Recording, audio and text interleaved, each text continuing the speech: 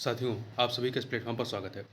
यहाँ पर हम लोग जो है आगामी परीक्षाओं के दृष्टिकोण से, चाहे वो समीक्षा अधिकारी की परीक्षा हो, चाहे आपकी यूपी पीसीएस की प्रारंभिक परीक्षा हो या अन्य स्टेट पीसीएस की परीक्षाएं, उन सभी को मद्देनजर रखते हुए हम लोग जो है कुछ यहाँ पे प्रश्नों को देखेंगे जो कि काफ़ी महत्वपूर्ण है। आप प्रश्नों को देखेंगे, आपको खुद ही समझ में आएगा कि ये काफ़ी इंपॉर्टेंट और काफ़ी अच्छे प्रश्न हैं। ठीक है, मिक्स टाइप के क्वेश्चन है, मतलब इसमें हर सब्जेक्ट को रखा गया है।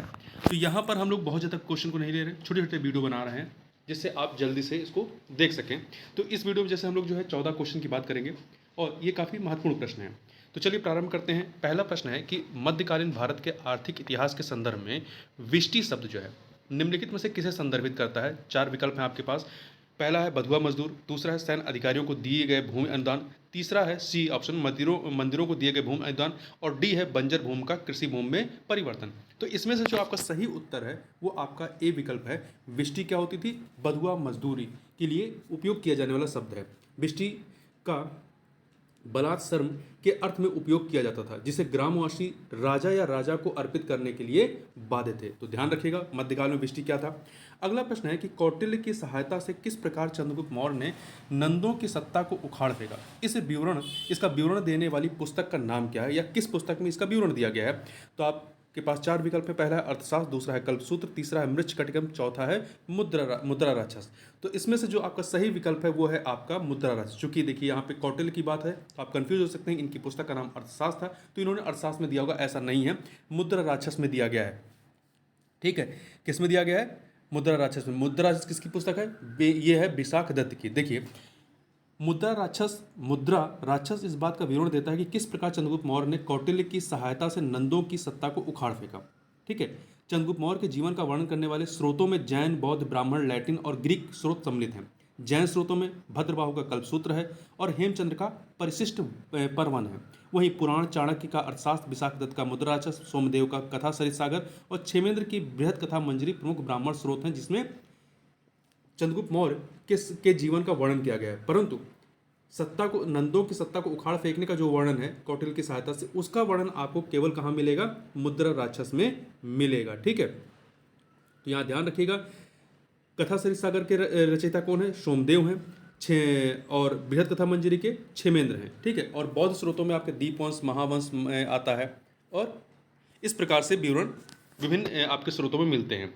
परंतु ये ध्यान रखिएगा कि कौटिल्य की सहायता से किस प्रकार चंद्रगुप्त मौर्य ने नंदों की सत्ता को उखाड़ फेंका, इसका विवरण देने वाली पुस्तक जो है वो है मुद्रा राक्षस, जिसके रचयिता कौन है? इसके रचयिता विशाख दत्त हैं। अगला प्रश्न है कि इंडियन नेशनल कैलेंडर या भारतीय राष्ट्रीय पंचांग जो है 78वीं ईस्वी 78 ईस्वी में आरंभ होने वाले शक पंचांग पर आधारित है। भारत में जो सरकारी तौर पर जो इस्तेमाल किया जाने वाला पंचांग है वो शक संवत पर आधारित है। ध्यान रखिएगा, इस तिथि का महत्व क्या है? जो 78 ईस्वी है, इसका महत्व क्या है? चार विकल्प में पहला, यह शकों पर राजा विक्रमादित्य की विजय का प्रतीक है। बी, यह कनिष्क के राजारोहण का प्रतीक है। सी, यह अशोक द्वारा बौद्ध धर्म के अंगीकरण का प्रतीक है। या डी, यह सातवाहन शासन के आरंभ का प्रतीक है। तो इसमें आपका जो बी विकल्प है, बी विकल्प 78 ईस्वी जो है ये कनिष्क के राज्यारोहण का प्रतीक है। 78 ईस्वी में ही जो है कनिष्क सत्ता संभालते हैं, इसी को ये इंगित करता है।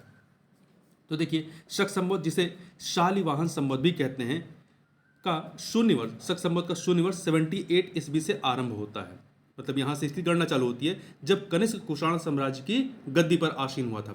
और यह माना जाता है कि जो विक्रम संवत है, विक्रम संवत 58 ईसा पूर्व है। ठीक है, ये जो आपका शक वाला 78 ईस्वी में है, जबकि विक्रम संवत जो है वो 58 ईसा पूर्व है। दोनों के मध्य में 135 साल का गैप होता है, ध्यान रखिएगा।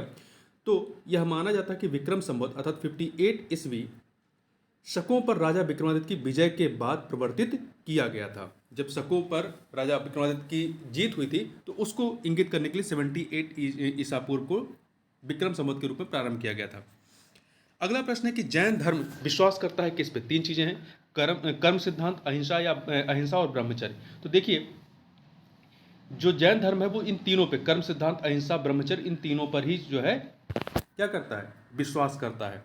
तो तीनों अर्थात डी ऑप्शन हो जाएगा 1 2 3। क्वेश्चन नंबर 5 देखते हैं। इसमें क्या है? निम्नलिखित में से कौन सा प्रमुख घटक या क्षेत्र जो है जिनका प्रयोग विश्व आर्थिक मंच, वर्ल्ड इकोनॉमिक फोरम द्वारा वैश्विक लैंगिक अंतराल रिपोर्ट, ठीक है, वैश्विक लैंगिक अंतराल report, global gender gap report की गणना हेतु किया जाता है? तो यहाँ पे चार चीजें हैं, स्वास्थ्य, शिक्षा, अर्थव्यवस्था, राजनीति। तो ध्यान रखिएगा कि जो वर्ल्ड इकोनॉमिक फोरम है, विश्व आर्थिक मंच, इसके द्वारा जो वैश्विक लैंगिक अंतराल रिपोर्ट जारी की जाती है, ग्लोबल जेंडर गैप रिपोर्ट, ये 4 प्रमुख क्षेत्रों पर आधारित होती है: स्वास्थ्य, शिक्षा, अर्थव्यवस्था और राजनीति। ठीक है, तो यहाँ पे 1 2 3 4 अर्थात डी ऑप्शन हो जाएगा। अगला है संगम और वैदिक ग्रंथों के संदर्भ में निम्नलिखित कथनों पर विचार कीजिए। यहाँ पर आपके पास 2 कथन दिए गए, बताना उपयुक्त कथनों में से कौन सा या से जो है कथन सही है। पहला कथन है कि वैदिक और संगम ग्रंथ दोनों की प्रकृति धार्मिक है। नहीं, ये कथन गलत है। गलत क्यों है? क्योंकि जो वैदिक ग्रंथ हैं उनकी प्रकृति धार्मिक है, परंतु जो संगम ग्रंथ हैं वो धर्मनिरपेक्ष प्रकृति के हैं, वो धार्मिक प्रकृति के नहीं है, इसलिए पहला गलत हो गया। दूसरा, वैदिक ग्रंथों के विपरीत संगम ग्रंथों के राजनीतिक और आर्थिक जीवन की कोई जानकारी नहीं प्रदान करती। ये कहना गलत है, क्योंकि संगम ग्रंथों में आप देखेंगे जो मणिमेखलय, जीवक चिंतामणि, शीतलय सतनार, ये सब जो पुस्तकें हैं वहाँ पर आपको उनके राजनीतिक, सामाजिक, आर्थिक जीवन की जानकारी उससे मिलती है। तो ये दूसरा कथन भी गलत है, इसलिए यहाँ पे डी विकल्प हो जाएगा, ना तो 1 ना तो 2। अगला निम्नलिखित युग्मों पर विचार कीजिए। यहाँ पे 2 सूचियाँ हैं, एक तरफ चित्रकला, दूसरी तरफ क्षेत्र है। तो बताना है उपयुक्त में से कौन सा या से युग्म सही सुमेलित है। जो बर्ली चित्रकला है ये कहाँ की है? महाराष्ट्र की। दूसरा, झरना पाटा चित्रकला कहाँ की है? पश्चिम बंगाल की, सही है। तीसरा जो है पट्टचित्र, ये कहाँ की है? उड़ीसा के। तीन के तीनों ही क्या हैं? सुमेलित हैं। ठीक है, इसलिए डी ऑप्शन हो जाएगा 1 2 3। अब थोड़ा सा इसके बारे में बात करें तो पहले हम लोग बर्ली चित्रकला के बारे में बात करें तो ये महाराष्ट्र के ठाणे जिले के वर्ली आदिवासी अपने घरों की दीवारों को चित्रों से सजाते हैं, जिसमें उनके जीवन को दर्शाने वाले दृश्य, पौधारोपण, अनाज ले जाने, नृत्य, बाजार भ्रमण और दैनिक जीवन की अन्य नियमित गतिविधियों का चित्रण होता है। तो बर्ली चित्रकला ये वर्ली आदिवासियों द्वारा बनाई जाती है। दूसरा, झरना पाटा पश्चिम बंगाल का।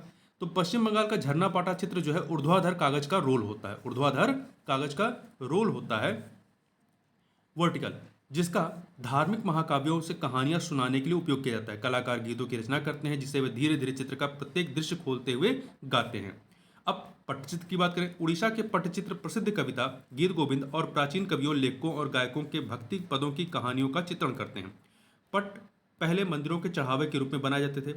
कहानियां ताड़ के पत्तों पर नक्काशी के रूप में या कागज और रेशम के कपड़ों पर चित्रों के रूप में एक खंड में रेखांकित की जाती है। तो ध्यान रखिएगा, तीनों सुमेलित हैं। अगला प्रश्न है कि प्रारंभिक वैदिक साहित्य में वर्णित सूक्त क्या है? जो सूक्त है वो क्या है? तो देखिए यहाँ पे 4 विकल्प है। पहला, देवताओं और देवियों की स्तुतिगान या पाठ। दूसरा, बलि की प्रथा। तीसरा है युद्ध में बंदी बनाए गए दास। चौथा है विशिष्ट अनुष्ठान करने वाले पुरोहित। तो इसमें आपका जो पहला विकल्प है कि देवताओं और देवियों की स्तुति गान को ही सूक्त कहा गया है। ठीक है, ऋग्वेद में 1000 से भी अधिक स्तुति गान या स्तुति गीत हैं जिन्हें सूक्त कहा गया है। ये गायन विभिन्न देवी देवताओं की स्तुति में है। 3 देवता विशेष रूप से महत्वपूर्ण रहे: अग्नि, आग के देवता, इंद्र युद्ध के देवता, और सोम एक पौधा जिससे एक विशेष पेय तैयार किया जाता था, पीने वाला पदार्थ तैयार किया जाता था। अगला है, यहाँ पे हाल ही में छोड़ दीजिए, लॉजिस्टिक विनिमय ज्ञापन समझौता, logistic exchange memorandum of agreement, लीमो, किसके बीच हस्ताक्षरित किया गया था? तो ये जो है आपका भारत और संयुक्त राज्य अमेरिका के मध्य में हस्ताक्षरित एक समझौता है। ठीक है, आगे चलते हैं। अशोक का निम्नलिखित में से कौन सा बृहद शिलालेख, 2 की बात करें, बृहद शिलालेख और स्तंभ लेख।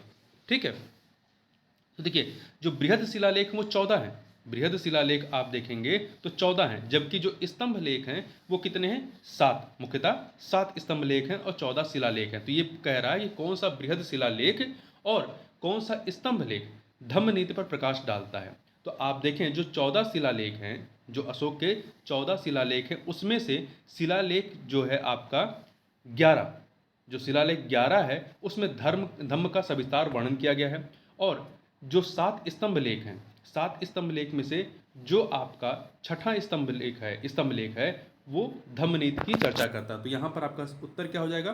पहला, मतलब बृहद स्तंभ लेख, बृहद शिलालेख का 11वां और स्तंभ लेख का आपका 6वां।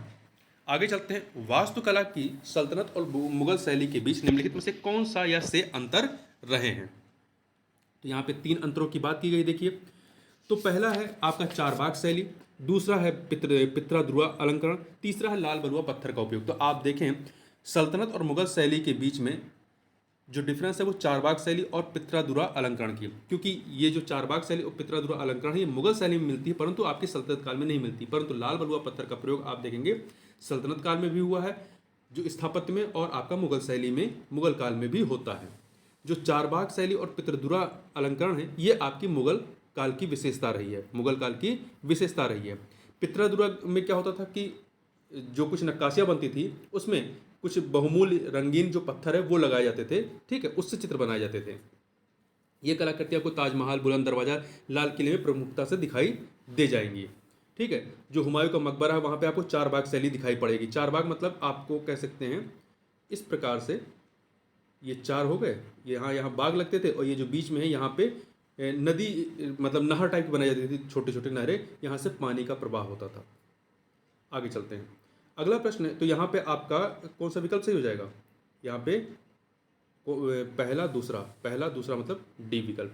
आगे चलते हैं, अगला प्रश्न है कि दक्षिण भारत की भक्ति परंपरा के संदर्भ में निम्नलिखित युगों पर विचार कीजिए। तीन चीज़ें दी गई। पहला नालायर दिव्य प्रबंधम, ये क्या है? वेद की आलोचना करने वाली लिंगायतों की रचना। नहीं, ये गलत है।